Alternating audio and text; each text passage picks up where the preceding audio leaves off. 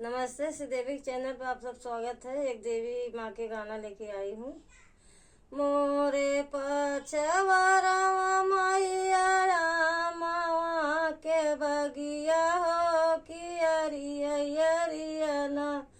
मैया नी मिया की पेड़वा हो कि अरियना मैया नी मिया की पेड़वा हो कि अरियना आमा के पेड़वा बैठी बोलती कोयलिया हो कि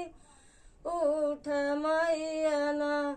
भाए भोरा भीनु सरवा हो कि उठ मैया ना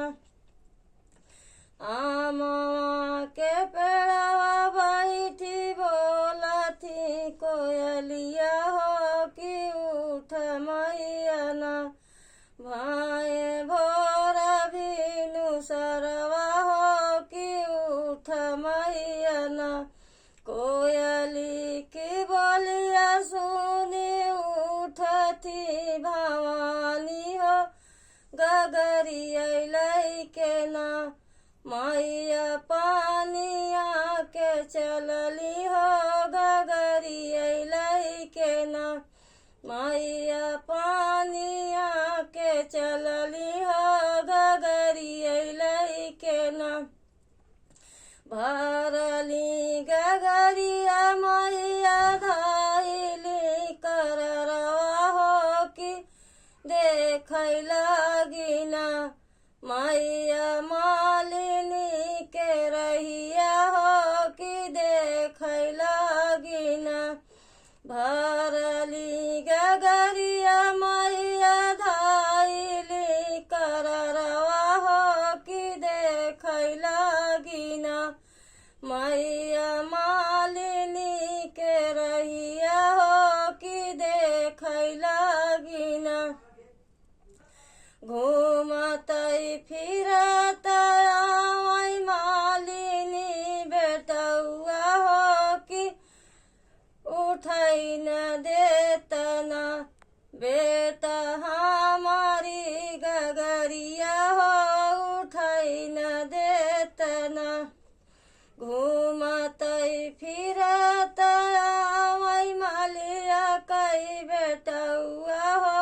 उठै दे बेटना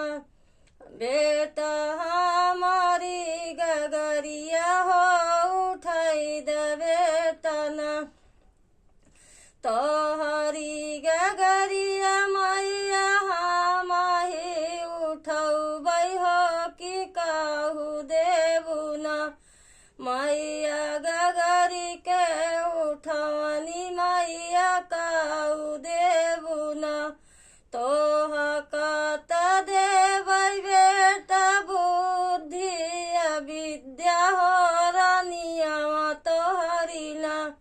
बेटा कोखिया जुड़बै हो रानियावा तोहरी ना तोह कत देबै बेटा विद्या बुद्धि हो रानियावा तोहरी ना बेटा कोखिया जुड़बै हो रानियावा तोहरी ना तोहर त भरब बेटा खाली भण्डरवा हो कि भारी देबै ना बेटा तोहरै भण्डरवा हो कि भारी देबै ना खुशी रही है बेटा तोहरी परवर हो कि खुशी रही ना